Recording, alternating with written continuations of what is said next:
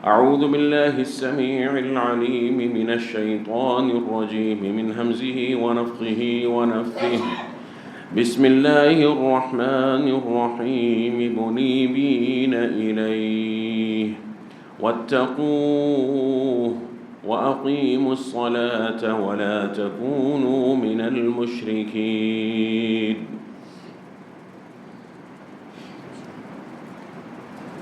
سامعین کرام، اللہ رب العزت نے دین اسلام میں شریعت کے احکامات کی ترتیب رکھی ہے اور ان کا وزن رکھا ہے، ہر حکم کا، اور اسی طرح سے ہر فریضے کا ایک حکم ہے، اس کا وزن ہے، اس کی عظمت اور اہمیت ہے۔ تو جو انسان اس وزن، اس عظمت، اس اہمیت کو سمجھتا ہے اور اس کے مطابق عمل کرتا ہے، وہ تو فلاح کو پا لیتا ہے۔ اور جو عمل تو کرتا ہے لیکن خود ساختہ طریقے سے کرتا ہے اور اس وزن اور اس اہمیت کو نہیں سمجھتا جو اللہ رب العزت نے ان احکامات کو دیا ہے، تو یقیناً وہ ہدایت کے راستے پر نہیں ہے، اور یقیناً وہ دنیا و آخرت میں خسارہ پائے گا اگر وہ رجوع نہیں کرتا، اگر اس کو اللہ کی رحمت گھیر نہیں لیتی۔ اس لیے بہت ضروری ہے کہ ہمیں دین کے احکامات شرعیہ کا صحیح علم ہو، ان کے بارے میں معلوم ہو کہ اللہ رب العزت نے کس عمل کو، کس حکم شرعی کو کیا اہمیت دی ہے اور اس کا اللہ کے ہاں کیا مقام ہے، اور اس پر عمل کرنے کا اللہ سبحانہ وتعالیٰ کے ہاں کیا درجہ ہے، کیا ثواب ملے گا، دنیا و آخرت میں اس پر کیا نتائج مرتب ہوں گے۔ اس لیے کہ کوئی بھی عمل ایسا نہیں ہے انسان کا، مسلمان ہو یا کافر ہو، جس کے اثرات دنیا میں ظاہر نہ ہوں۔ یہ سوچ درست نہیں ہے کہ صرف آخرت میں جو ہونا ہے ہونا ہے، دنیا میں سب کچھ چلتا رہے گا، ایسا نہیں ہے۔ دنیا میں کافر ہو یا مسلمان ہو، اپنے اپنے اعمال کا انجام بھگتتے ہیں اپنے اپنے اعتبارات سے۔ کلمہ پڑھنے والا، اس کے لیے اپنے اعتبارات سے دنیاوی معاملات میں اور دنیاوی زندگی میں ایسی نعمتیں ہیں، اگر وہ اللہ کا مطیع ہے، جو اس کو دنیا میں ملتی ہیں۔ من عمل صالحا من ذکر او انثى وهو مؤمن فلنحيينه حیاة طیبہ۔ فرمایا کہ نیک عمل کرنے والا مومن، خواہ وہ مرد ہو خواہ عورت ہو، کوئی بھی ہو، ہم اس کو بہترین طیب پاکیزہ زندگی اس کو دیں گے۔ دنیا کے اندر بھی اس کو ایک پاکیزہ بہترین زندگی ملتی ہے۔ اللہ کا وعدہ نہیں، انتم الاعلون ان کنتم مؤمنین، اگر تم مؤمن ہو تو تم ہی غالب ہو، تم ہی بلند ہو۔ اللہ کا وعدہ نہیں ہے والذین جاہدوا فینا لنہدینہم سبلنا، کہ جو ہماری طرف بڑھنے کے لیے کوشش کرتے ہیں، جہاد کرتے ہیں، محنت کرتے ہیں، تگ و دو کرتے ہیں، ہم ان کے لیے بہت سے راستے کھول دیتے ہیں، ایک نہیں بہت سے راستوں کی طرف ان کی رہنمائی فرما دیتے ہیں۔ اللہ کا وعدہ نہیں ہے، یقیناً اس کے وعدے ہیں۔ تو اس لیے ہمارے بہت سے جو غم ہیں، پریشانیاں ہیں، اس کی وجہ یہ ہے کہ ہم ان کا حل دنیاوی معاملات میں تلاش کرتے ہیں، دین کو بھول جاتے ہیں، قرآن کریم کو نہیں سمجھتے ہیں، الا ماشاء اللہ من شاء، یا حدیث مبارکہ کو نہیں دیکھتے ہیں۔ انہی عظیم معاملات میں سے ایک بہت ہی عظیم ترین امر، جس کے بارے میں اللہ کے رسول نے فرمایا کہ ان اول ما یحاسب به العبد الصلاۃ، کہ قیامت کے روز سب سے پہلے بندے کا حساب جس عمل کے بارے میں کیا جائے گا، جس کے بارے میں اس سے پوچھا جائے، سب سے پہلے پوچھا جائے گا۔ اور دنیا میں توحید کے بعد جو سب سے اول ترین فریضہ ہے، نماز ہے۔ تو اللہ کے رسول فرماتے ہیں کہ اگر اس کی نماز صحیح ہوگی، صلحت فقد افلح وانجح، اگر اس کی نماز درست ہو گئی، نماز اللہ کے ہاں مقبول ہو گئی۔ درست کا مطلب یہ نہیں کہ میں نے کتنی اچھی طریقے سے پڑھی ہے، اپنے طور پر نہ سنت کا پتہ ہے نہ نماز کی روح کا پتہ ہے، بس پڑھ لی، ادا کر لی۔ اگر اس کی نماز اس حساب میں، اور اللہ کا حساب جو ہے وہ لوگوں کے حساب کی طرح تو نہیں ہے، وہ دقیق حساب ہے، وہ باطن کو بھی جانتا ہے، باطن کو اور ظاہر کو دونوں کا عالم ہے. عالم الغیب والشہادہ هو الاول والآخر والظاہر والباطن وهو بكل شيء علیم. فرمایا جس کی نماز درست ہو گئی وہ کامیاب ہو گیا. وَإِن فَسَدَتْ، اور اگر نماز اس کی خراب نکل آئی، نماز پڑھی ہوئی ہے، یعنی کہ نماز نہیں پڑھ، نماز پڑھی ہے لیکن نماز خراب نکل آئی ہے، مقبول نہیں ہوئی. وجوہات کیا ہیں انشاءاللہ تفصیل سے بیان کریں گے. اگر اس کی نماز اللہ کے ہاں مردود ہو گئی، نماز خراب ہے، نماز میں کوتاہی ہے، سستی ہے، نماز پڑھی نہیں ہے، یا اور کوئی ایسا معاملہ ہے جس نے نماز کو ضائع کر دیا ہے، فرمایا فقد خاب و خسر، وہ ناکام ہو گیا، نامراد ہو گیا. اور اس کے بعد اللہ کے رسول نے فرمایا کہ فَإِنْ مِنْ فَرِيضَتِهِ شَيْءٍ، اگر اس کے فرائض میں سے کوئی کمی ہو جائے، فرضی نماز ہے، اب نماز کی بات ہو رہی ہے نا کہ نماز کا محاسبہ ہونا ہے، سب سے پہلے نماز کے فرائض کی بات ہو رہی ہے. اگر اس کی فرضی نماز، جو فرض نمازیں ہیں، ان میں کوئی کمی ہو گئی تو اللہ یقول الرب تبارک و تعالی انظروا لعبدی حل من تطوع، میرے بندے کے لیے دیکھو اچھے کوئی نفلی نماز ہے، کوئی ایسی جو جس کے ساتھ اس کی فرض میں جو کمی ہے اس کو پورا کیا جا سکے. اگر اس کی نفلی نماز ہوگی تو فرائض کی کمی اس سے پوری ہو جائے گی. پھر اللہ کے رسول نے فرمایا تمام اعمال اس کے بعد، اس نماز کے بعد اسی اصول پر جاری ہوں گے. فرائض کو دیکھا جائے گا، فرائض میں نقص ہے، اس عمل کی جنس میں سے نوافل کو دیکھا جائے گا، اگر نفل ہے تو اس کے ساتھ کمی اس کی پوری کی جائے گی. یہ اللہ سبحانہ و تعالیٰ کا محاسبہ ہے. سب سے پہلا جو سوال ہونا ہے وہ نماز کے بارے میں ہونا ہے، نماز کے بارے میں ہونا ہے، نماز کے بارے میں ہونا ہے. کامیاب ہیں وہ لوگ جن کو اللہ سبحانہ و تعالیٰ نے توحید کے ساتھ نماز صحیح کی استقامت دے دی. کامیاب ہیں، مبارکباد کے مستحق ہیں وہ لوگ جن کو اپنی نمازوں کی فکر. اس نماز کے ساتھ میں آپ کو وزن کا ذکر کر رہا تھا بات کو سمجھانے کے لیے کہ اللہ رب العزت نے قرآن و سنت میں کتنی ہی خوشیوں کا، کتنے ہی غموں کا، کتنی ہی نعمتوں کا، کتنی ہی مصیبتوں کا ذکر کیا ہے جن کا تعلق صرف اور صرف نماز کے ساتھ. آپ کہتے ہیں کہ غم بڑے ہیں، نماز سے دور ہو جاتے ہیں. رزق میں تنگی ہے، نماز سے دور ہو جاتی ہے. نفاق ہے، نماز سے دور ہوتا ہے. کفر و شرک ہے، نماز سے دور ہوتا ہے. اللہ کے ہاں نجات ہے، نماز سے دور ہوتا ہے. اندھیرے ہیں، نماز سے دور ہوتے ہیں کیونکہ نماز نور ہے. اور اسی طرح سے دیگر کتنے ایسے معاملات ہیں. دعاؤں کی قبولیت ہے نہیں ہے، نماز سے اللہ دعائیں قبول فرما لیتا ہے. اور پریشانیاں ہیں، آپ جو بھی سوچ سکتے ہیں، قرآن کریم اور احادیث مبارکہ میں اس کا جواب موجود ہے، نماز میں اس کا حل موجود ہے. لیکن نماز اگر صحیح ہو تب، نماز جتنی کامل ہوگی اتنی انسان کو تمام وہ کامیابیاں اور نعمتیں مل جائیں گی جو نماز کے ساتھ متعلق ہیں. اور اگر نماز میں نقص ہوگا اتنا ہی نقص اس کی کامیابی میں ہو جائے گا. ایک شریعت کا قاعدہ ہے جس کو علماء نے بیان کیا، کہتے ہیں کہ الحکم المعلق علی وصف یقوی بقوتی وینقص بنقصان. جب اللہ سبحانہ و تعالیٰ شریعت میں کہتے ہیں نا کہ یہ اگر کام کرو گے اس کا یہ نتیجہ ملے گا، یا یہ اس کی تمہیں نعمتیں ملیں گی، یا یہ تمہیں اس کا گناہ ملے گا، تو جتنا تمہارا وہ کام اچھا ہوگا اتنی نعمتیں اس کام کے ساتھ جو متعلق ہیں وہ زیادہ ہوں گی. جتنا اس کام میں نقص ہوگا ان نعمتوں میں بھی نقص ہو جائے گا. جیسے کہ مثال فرمایا کہ الذین آمنوا ولم یلبسوا ایمانہم بظلم اولئک لہم الامن وہم مہتدون.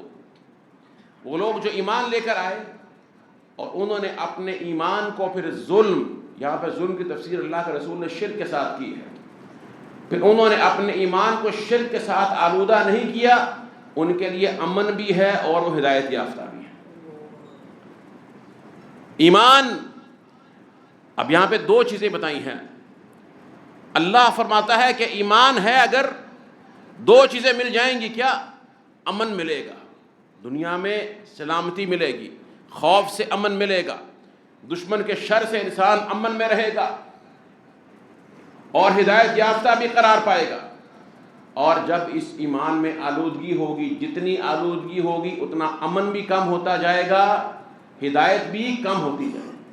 جتنا ایمان خالص ہوگا، شرک کی آلودگیوں سے پاک ہوگا، اتنا امن بھی زیادہ ہوگا اور اس کی ہدایت بھی اعلیٰ درجے کی ہوگی، جیسا کہ محمد رسول اللہ اور آپ کے صحابہ تھے صلی اللہ علیہ وسلم.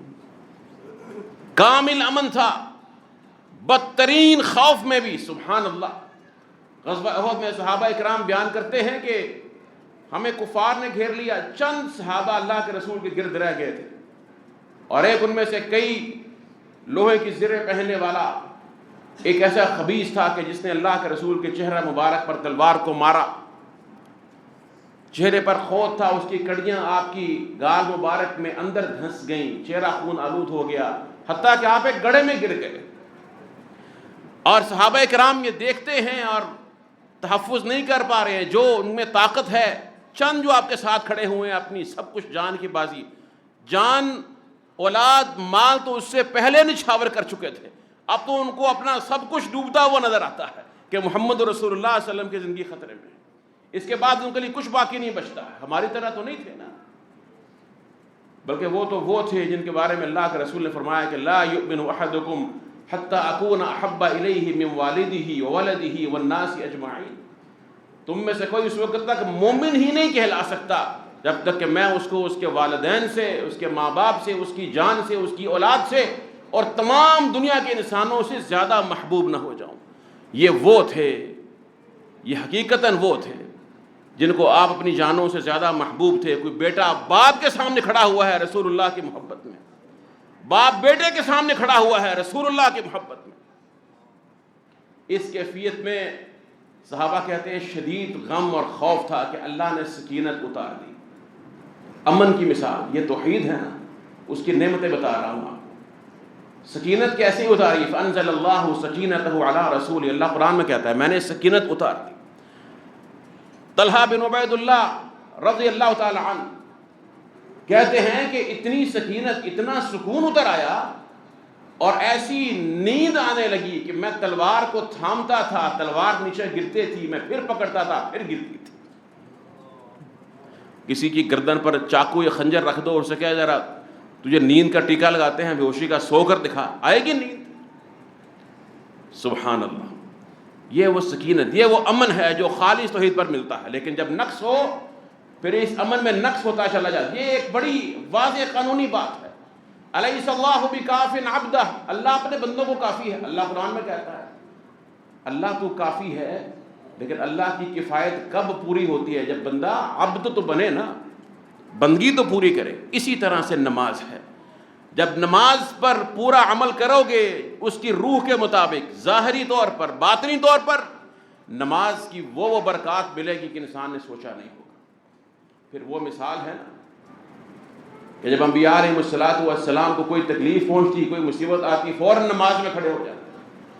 صحابہ اکرام کے جسموں میں تیر گھسا ہوتا، تیر پہ وسط ہوتا، اور اس دور میں سرجری نہیں تھی، اس طرح سے جو ہے وہ کوئی یعنی اینستھیزیا نہیں تھا کہ آپ اس کو دے کر بے ہوش کر دیں، اعضاء کو سن کر دیں تاکہ اس تکلیف سے کے بغیر اس کو باہر نکال دیں. وہ کہتے ہیں کہ ہم ٹھہر جاؤ، ہم جب نماز میں کھڑے ہوں گے ہمارا یہ تیر نکال دیں. سبحان اللہ، کیسا خشوع ہے ایک انسان تصور کر. اور نماز کی حالت میں ان کو کچھ بھی، کتنی مثالیں ایسے صحابہ کرام کی ہیں کہ تیر لگتے رہتے ہیں لیکن نماز کی حالت میں. عبداللہ ابن زبیر جب حجاج بن یوسف نے پتھر برسائے، بیت اللہ میں نماز پڑھ رہے تھے، اسی حالت میں وفات ہو گئی، نماز نہیں چھوڑی ہے، پتھر برس رہے ہیں سر پر. نماز میں اتنی لذت ہے، اتنا خشوع ہے. اور کیوں نہ ہو، اللہ کے رسول نے فرمایا کہ حبب الی من دنیاکم الطیب والنساء. مجھے تمہاری دنیا میں سے دو چیزیں پسند ہیں، ایک خوشبو اور ایک عورتیں. لیکن فرمایا کہ وَجُعِلَتْ قُرَّةُ عَيْنِي فِي الصَّلَاةِ. میری آنکھوں کی ٹھنڈک نماز میں رکھی گئی. دل کا قرار اور سکون نماز میں ہے، وہ کسی اور شے میں نہیں. یہ وہ نماز ہے جو انسان کو اس نماز کے لیے حرص کرنے کے بعد، اللہ سے مانگنے کے بعد مل جایا کرتی ہے. میں آپ کو عرض کر رہا تھا کہ سب سے پہلا جو حساب ہونا ہے وہ نماز کا، اور یہ عظیم ترین مقام پر اللہ کے رسول پر فرض کی گئی. معراج کی رات فَأَوْحَى إِلَىٰ عَبْدِهِ مَا أَوْحَى. اللہ نے وحی کی اپنے بندے کی طرف، جو کچھ کے عظیم الشان وحی فرمائی، اسی میں یہ نمازیں فرض قرار دی گئیں۔ توحید کے بعد یہ پہلا فریضہ تھا، اور جب آپ اپنی بالکل آخری اوقات میں تھے، لمحات میں تھے، ام سلمہ رضی اللہ تعالیٰ عنہ بیان فرماتی ہیں کہ آپ کی زبان اطہر اور مبارک سے ایک ہی کلمہ نکل رہا تھا، الصلاۃ الصلاۃ وما ملکت ایمانکم، نماز نماز اور تمہارے غلام اور لونڈی جو تمہارے تحت ہیں ان کے ساتھ عدل کرو، انصاف کرو، رحم کرو، اور نماز نماز کہتی ہیں یہی آپ فرماتے رہے، یہی کہتے رہے، یہاں تک کہ حتیٰ ما یفیض بہا لسانہ، یہاں تک کہ آپ کی زبان جو ہے وہ رک گئی یہ کہتے کہتے، اور مزید اس میں کہنے کی سکت نہ رہی۔ آخری حکم بھی اللہ کے رسول نے ہی دیا ہے امت کو، اور ایک حدیث میں فرمایا اللہ کے رسول نے فرمایا کہ یہ اسلام جو ہے نا، یہ ایک ایک کڑی عروۃً لیرقضن الاسلام عروۃً عروہ، ایک ایک کڑی کر کے اسلام ٹوٹتا چلا جائے گا۔ فرمایا جو سب سے پہلے جو کڑی ٹوٹے گی، فرمایا کہ الحکم، وہ خلافت ہے۔ دنیا میں جو اسلامی نظام حکومت ہے، خلافت ہے، پہلی وہ ٹوٹے گی، اور فرمایا جو آخری وآخرہن نقضاً الصلاۃ، سب سے آخر میں جو اسلام کی کڑی ٹوٹ جائے گی وہ نماز ہے۔ یہ نماز وہ چیز ہے جو انسان کو اس کے اسلام پر قائم رکھنے والی چیز ہے، بشرطے کہ اپنی روح کے ساتھ ہو۔ میں پھر بار بار یہ بات کہہ رہا ہوں، نمازیں پڑھنے والے تو وہ بھی ہیں جو اللہ کے ساتھ شرک کرتے ہیں، وہ بھی ہیں جو زنا کرتے ہیں، وہ بھی ہیں جو ظلم کرتے ہیں، وہ بھی ہیں جو خیانت کرتے ہیں، بڑے پکے نمازی ہیں۔ یہ نماز نہیں، یہ نماز کی عادت پڑی ہوئی ہے خارج کی طرح سے، یہ نماز نہیں ہے جو عبادت ہے، یہ نماز نہیں ہے جو اللہ کا قرب دیتی ہے۔ نماز تو وہ ہے جو انسان پڑھتا ہے تو وہ ایک مختلف انسان بن جاتا ہے، وہ انسان نہیں رہتا جو وہ پہلے تھا، بلکہ ایک عظیم انسان بن جاتا ہے۔ فرمایا کہ اقم الصلاۃ لذکری، میرے ذکر کے لیے نماز کو قائم کرو۔ فرمایا کہ ان الصلاۃ تنہا عن الفحشاء والمنکر، نماز بے حیائی کے کاموں سے، فحش کاموں سے اور برائی سے، تمام منکرات سے روک دیتی ہے۔ نماز روکتی ہے، کس کی نماز روکتی ہے؟ جس کو پتا ہو کہ میں جب اللہ کے سامنے کھڑا ہوں گا، ہاتھ باندھ کر مؤدب انداز میں، اس کو معلوم ہو کہ میں کس کے سامنے کھڑا ہوا، یہ تصور اس کے ذہن اور دل میں ہو، اور اس کو معلوم ہو کہ میں جو بات کر رہا ہوں کس سے کر رہا ہوں اور کیا کر رہا ہوں۔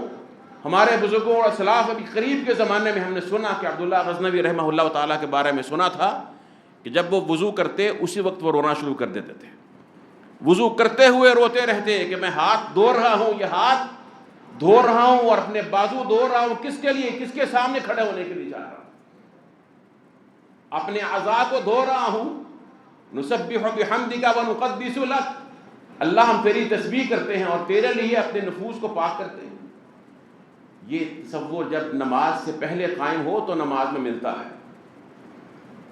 ٹکرے مارنے سے یا بھاگ دوڑ کر آ کے نماز کی عادت پوری کرنے سے نہیں ہوتا ہے۔ بہرحال میں عرض کر رہا تھا، جب انسان یہ تصور کرے اور یہ کہتا رہے ایاک نعبد و ایاک نستعین، تو پتہ ہو کیا کہہ رہا ہوں۔ حرم کے بہت مشہور قاری ہیں شیخ شریم، ان کو ہم نے ایک بار سنا وہ سورۃ الفاتحہ پڑھ رہے تھے تو ایاک نعبد و ایاک نستعین اس آیت سے آگے نہ جا سکے، یہیں پر رک گئے، پڑھتے رہے، اس آیت کو مکمل نہ کر پائے۔ تو کئی جہال پوچھتے ہیں جی اس آیت میں کون سی ایسی بات ہے؟ ہمارے عام جو حضرات ہیں، لوگ ہیں جو قرآن کریم نہیں پڑھتے، وہ سمجھتے ہیں کہ شاید جب کوئی جہنم کا عذاب کا ذکر آئے گا تب ہی رونا ہے۔ کوئی شک نہیں، جہنم کا عذاب رلا دینے والا ہے، دلوں کو توڑ دینے والا، پھاڑ دینے والا ہے، لیکن اللہ کے بندو تمہیں معلوم ہے کہ اس میں کیا ہے؟ ایاک نعبد و ایاک نستعین۔ تو نماز میں کھڑا ہوتا ہے اور کہتا ہے کہ اللہ میں صرف تیری عبادت کرتا ہوں، اور پھر اس کے بعد جا کر نفس کی پوجا کرتا ہے، اللہ تجھی سے مدد مانگتا ہوں، پھر جا کر انسانوں کے سامنے ماتھا ٹیکتا ہے، کبھی زندہ کبھی مردہ۔ پتہ تو ہو نماز میں کیا پڑھ رہا ہے، کیا اللہ سے وعدہ اور دعویٰ کرتا ہے، ہر رکعت میں کیا پڑھتا ہے، سبحان اللہ۔ تو نماز جتنی عمدہ ہوگی یہ تمام نعمتیں اسی کے ساتھ متعلق ہیں۔ میں بھی چند آپ کو ابتدائی باتیں بتانا چاہ رہا ہوں نماز کے بارے میں کہ اس کی اہمیت اور عظمت کیا ہے۔ اس سے کیا کچھ ملتا ہے؟ اللہ کے رسول نے فرمایا بین العبد و بین الکفر والشرک ترک الصلاۃ، کہ بندے اور کفر و شرک کے درمیان جو چیز فرق کرنے والی ہے وہ نماز ہے۔ مختلف انداز سے فرمایا، کہیں فرمایا العہد الذی بیننا وبینہم الصلاۃ فمن ترکہا فقد کفر، ہمارے اور ان کے درمیان، کن کے درمیان؟ ان منافقین کے درمیان جو عہد ہے، کیا عہد ہے؟ کہ یہ بظاہر مسلمان ہی قرار پائیں گے، ہم ان کے خلاف تلوار نہیں اٹھا سکتے، ان کے حقوق مسلمانوں والے ہیں، دل میں جو بھی نفاق ہے وہ اللہ جانتا ہے، وہ اللہ کے سپرد ہے، ہم اس کے مکلف نہیں ہیں کہ ہم دلوں پر فیصلہ کریں، ہم ظاہر کے مکلف ہیں۔ فرمایا ہمارے ان کے درمیان جو عہد ہے نا وہ نماز ہے، جس نے نماز کو چھوڑ دیا اس نے کفر کیا۔ عبداللہ بن مسعود فرماتے ہیں وَلَقَدْ رَأَيْتُنَا وَمَا يَتَخَلَّفُ عَنْهَا إِلَّا مُنَافِقٌ مَعْلُومُ النِّفَاقِ۔ ابھی فتوے نہ لگائیے گا، صرف آپ احادیث اور یہ صحابہ کرام کا فتویٰ سن لیں۔ میں اس لیے احادیث سنا رہا ہوں تاکہ پہلے ہم خود اپنا محاسبہ کریں۔ دوسروں پر فتویٰ بہت جلدی لگاتے ہیں، یہ کافر ہو گیا، یہ فلاں ہو گیا، یہ علماء کا کام ہے، وہ بھی راسخون فی العلم کا۔ اور دوسری بات، اس میں بھی حکمت دیکھنی چاہیے۔ ایک بندہ جاہل ہے، اس کو نہیں معلوم ہے، پہلے اس کو نماز سکھائیں، ترغیب دلائیں، اس کا ہاتھ پکڑ کر مسجد کی طرف لے کر جائیں، یہ فریضہ ہے۔ اس کو نماز پڑھائیں، اس کو بتائیں اللہ کے بندے یہ سخت احکامات ہیں، تیرے لیے اترے ہیں، یہ کفر و شرک ہے نماز کا چھوڑنا، یہ آپ کا اصل کام ہے۔ اس کو یہ وعید سنائیں، پھر اس کے بعد اگر وہ انکار کرتا ہے، نہیں مانتا، تو پھر اس کا معاملہ اللہ کے سپرد ہے۔ اور ہمیں معلوم ہونا چاہیے کہ اللہ کے رسول نے اس کے بارے میں کیا فرمایا۔ لیکن شروع میں یہ حدیث اس لیے نہیں کہ ہم ان کو فتوے کا مدار بنا لیں، جیسے اکثر لوگ یہ سوال کرتے ہیں، مقصود یہ ہوتا ہے کہ ہم بس فتویٰ جا کر لگانے کی بات کریں۔ اس لیے ہے کہ ہمیں اس کی عظمت کا اور اہمیت کا احساس ہو، اور اس خطرے کا احساس ہو کہ ہم دین اسلام جو لے کر بیٹھے ہوئے ہیں، دین اسلام وہ نہیں ہے۔ اللہ کے رسول فرماتے ہیں بندے اور کفر و شرک میں، اور الکفر الشرک فرمایا۔ ابن تیمیہ نے کہا کہ الشرک جو ال لگا ہوا ہے، اس سے مراد شرک اکبر ہے، جو اسلام کو دائرہ اسلام سے خارج کر دیتا ہے انسان۔ فرمایا فرق کرنے والی چیز نماز ہے۔ ابن مسعود کہتے ہیں رضی اللہ تعالیٰ، صحیح مسلم کی روایت، کہتے ہیں کہ ہم نے دیکھا، ہم صحابہ کرام نے اپنی جماعت میں یہ دیکھا کرتے تھے کہ لا يتخلف عنها الا منافق معلوم النفاق، کہ نماز با جماعت سے پیچھے وہی شخص رہتا جو نہ شریک ہوتا، صرف وہ منافق جس کا نفاق سب کو معلوم ہوتا کہ یہ منافق ہے اور نماز نہیں پڑھتا ہے۔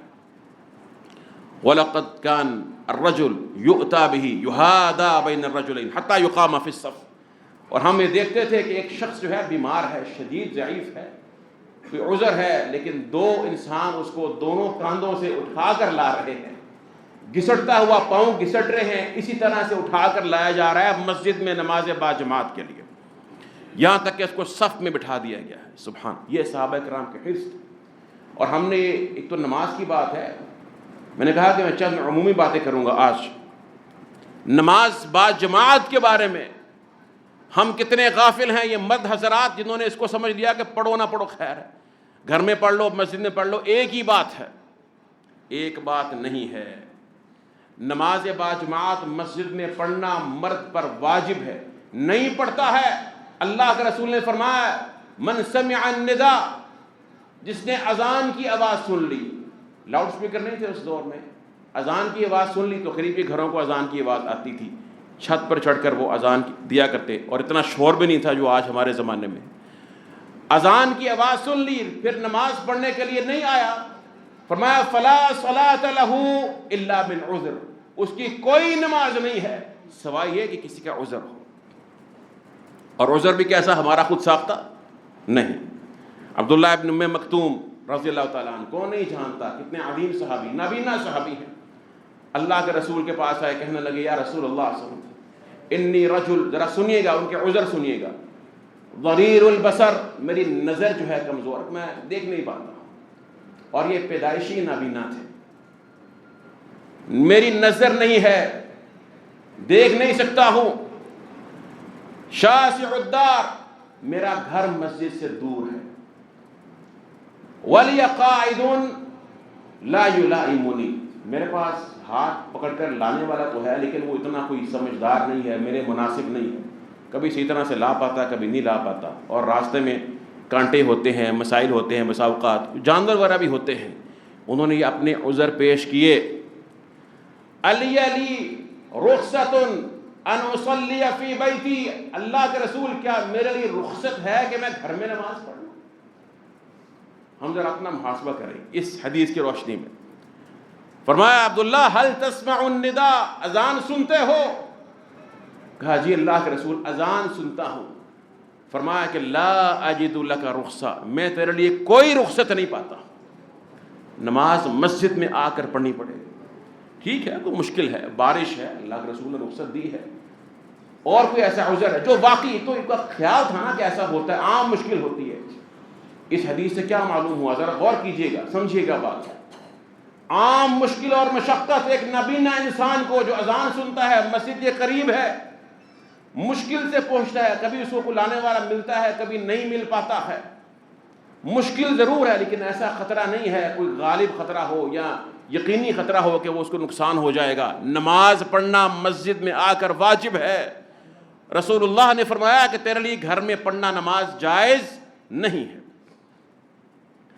اور ایک اور صحابی نابینا، وہ بھی نابینا تھے، عتبان بن مالک الانصاری، اللہ کے رسول کے پاس آئے، یا رسول اللہ نابینا ہوں۔ ان کا واقعہ تھوڑا سا مختلف ہے۔ اکثر ہمارے بھائی جو ہیں دو حدیث کو دیکھتے ہیں سمجھتے ہیں دونوں میں شاید کوئی تضاد ہے، تضاد نہیں ہے، دونوں میں کوئی مخالفت نہیں ہے، بات کو سمجھنے کی ضرورت ہے۔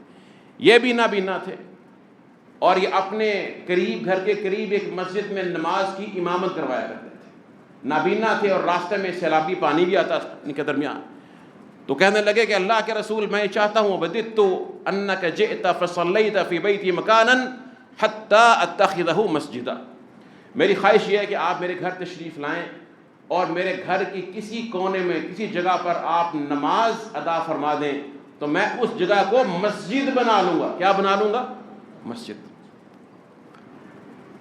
تو آپ نے فرمایا کہ اگر تو چاہتا ہے تو سأفعل انشاءاللہ، میں ایسا کر دوں گا۔ پھر آپ تشریف لے گئے، آپ نے نماز پڑھی اور ان گھر والوں نے اس جگہ کو اپنے لیے مسجد بنا لیا۔ اس میں کیا فرق ہے؟ وہ اپنے گھر میں نماز پڑھنے کی رخصت مانگ رہے تھے اور یہ اپنے گھر کی ایک جگہ کو مسجد بنا رہے ہیں، اور اس میں بھی کوئی شک نہیں ہے کوئی اگر عذر ہو، واقعتاً عذر ہو، جیسے کہ مثال بارش کی میں نے آپ کو دی ہے، شدید بارش ہے، شدید ٹھنڈ ہے جس کے ساتھ ہوا چل رہی ہے، انسان یقیناً نکلتا ہے تو بیمار ہو جاتا ہے یا اس کو شدید ضرر لاحق ہونے کا خطرہ ہے جو حتمی ہے۔ صرف یہ کوئی مشکوک بات نہیں کہ شاید ایسا ہو جائے، یہ چیز نہیں ہے، اس کے لیے رخصت نہیں ہے، رخصت نہیں ہے، اللہ کے رسول نے رخصت نہیں دی ہے، نابینا کو نہیں دی ہے، ہم آنکھوں والوں کے لیے کیا رخصت ہے؟ جن کے پاس سواریاں بھی ہیں، گھر مسجد کے سامنے ہیں یا قریب ہیں یا سائڈ پہ ہیں یا تھوڑے سے فاصلے پر ہیں، کیوں نہیں آتے مسجد میں نماز پڑھنے کے لیے؟ مساجد خالی ہوتی ہیں، مساجد، اس میں مسجد والوں کا کیا قصور ہے؟ وہ تو اللہ کی توفیق سے جو ان کے پاس کوئی اللہ کی دی ہوئی توفیق ہے، اللہ کی ان کا کوئی کمال نہیں، مسجد بنا دی ہے، سہولیات جو ان کے بس میں ہیں اللہ کی توفیق سے، اس کی رحمت سے اور صرف اسی کے فضل سے وہ وہاں پہ دے دی ہے۔ نماز تو انہوں نے پڑھنی ہے نا،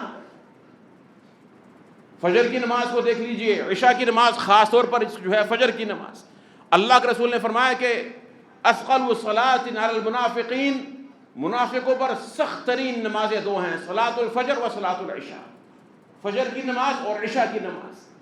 لو یعلمون ما فیہما لاتوہما ولو حبوا، اگر ان کو پتہ چل جائے کہ ان نمازوں میں اللہ نے کیا رکھا ہے، یہ گھسٹ کر اپنے پاؤں کے بل اور اپنی پیٹھ کے بل گھسٹ کر آنا پڑے تو گھسٹ کر بھی آ جائے۔ تمہیں کیا پتا کہ قیامت کے روز اس نماز نے تمہیں کیا دے دینا ہے؟ فرمایا کہ یہ نور ہے، قبر میں بھی نور ہے تیرے لیے، جہنم کی آگ سے بچاؤ ہے، حشر کے روز بھی عذاب سے بچاؤ ہے اور آخرت میں بھی عذاب سے بچاؤ۔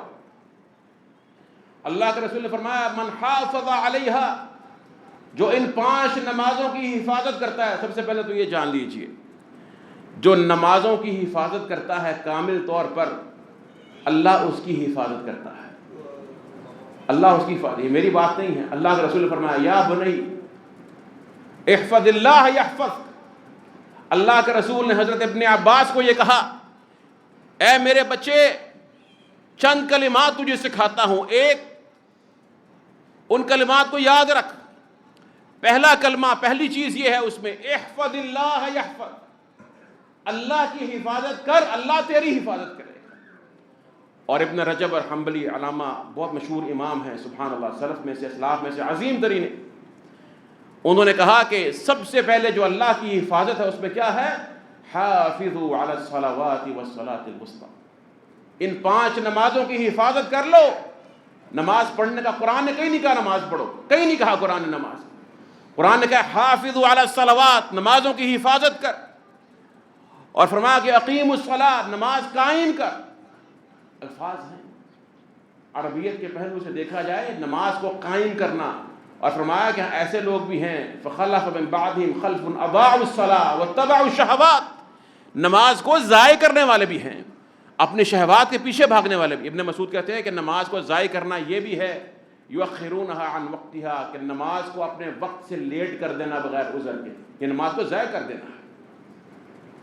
نماز میں سستی کرنا، نماز کو بے دلی سے پڑھنا، یہ تو منافق کرتا تھا، اللہ نے قرآن میں بتایا ہے، فرمایا کہ ان المنافقین یخادعون اللہ وہو خادعہم، کہ منافق جو ہیں یہ دھوکہ دیتے ہیں اللہ کو، اور اللہ ان کو دھوکہ دیتا ہے، ان کو دھوکے میں ڈال دیتا ہے۔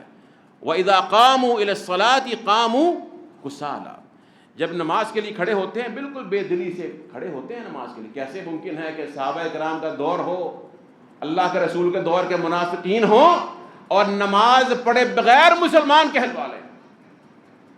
کیا آپ کے علم میں ہے کہ صحابہ کرام کا اس پر اجماع ہے کہ جو شخص نماز نہیں پڑھتا، مطلقاً نماز نہیں پڑھتا، وہ کافر ہے، مسلمان نہیں ہے، مشرک ہے؟ صحابہ کرام کا اس پر اتفاق ہے، اس کا مسلمانوں سے کوئی تعلق نہیں، اس کو مسلمانوں کے قبرستان میں دفنایا نہیں جائے گا، یہ صحابہ کرام کا اس پر اجماع ہے۔ سبحان اللہ، کتنا عظیم اسلام کا فریضہ ہے۔ میں نماز باجماعت کی بات کر رہا تھا مردوں کے لیے، اس کے بارے میں اللہ کے رسول کا ذرا فرمان سن لیجئے، اور یہ فرمان کن کی زبان مبارک سے نکلا ہے؟ جو رحمت للعالمین ہے۔ فرماتے ہیں لقد ہممت ان آمر بالصلاۃ فتقام، میں ارادہ کرتا ہوں کہ میں حکم دوں کہ میری مسجد میں نماز کھڑی کر دی جائے۔ ثم آمر رجلا فیصلی بہم، پھر میں کسی آدمی کی ذمہ داری لگاؤں کہ وہ ان کو نماز کروائے، یعنی امامت کروائے۔ ثم انطلق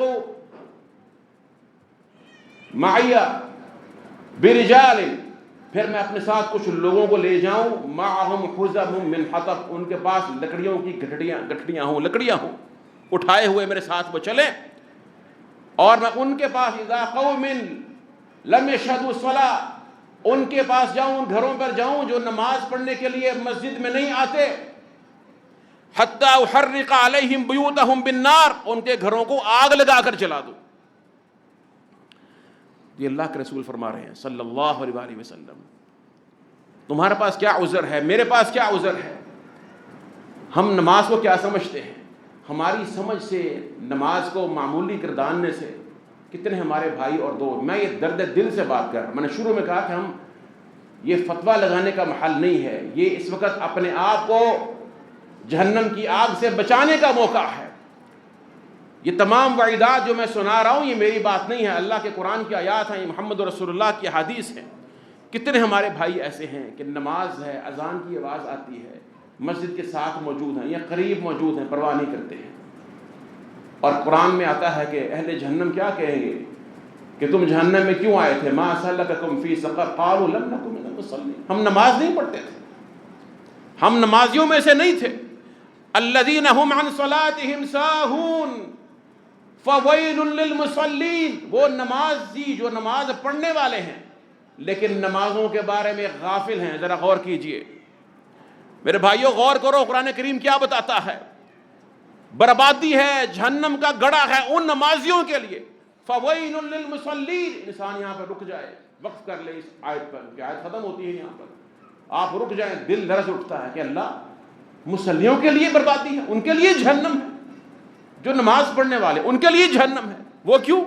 الذین هم عن صلاتهم ساہون، نمازوں سے غافل ہیں، نماز پڑھتے ہیں لیکن پرواہ نہیں کرتے، چلو عید کی پڑھ لی، جمعے کی پڑھ لی، ایک پڑھ لی، 4 چھوڑ دی، 2 پڑھ لی، 3 چھوڑ دی، کبھی وقت پہ آ گئے، کبھی نہیں آئے، کبھی دل کیا تو کوئی تھوڑا سا دل غم میں ہے، کوئی نوکری چاہیے، وظیفہ چاہیے، کوئی کام نکالنا ہے، چلو یار نماز پڑھتے ہیں، دعا کر، نیک تھوڑی سی داڑھی رکھ لی اور ہلکا سا جو ہے وہ کام، لا حول ولا قوت الا باللہ، اللہ سے بارگین نہ کر. تو اللہ کا ہے، سر کے بال سے لے کر پاؤں کے ناخن تک تو اس کا غلام ہے. اس کے حکم سے 1 انچ بھی تو نہ آگے بڑھ سکتا ہے نہ پیچھے ہٹ سکتا ہے.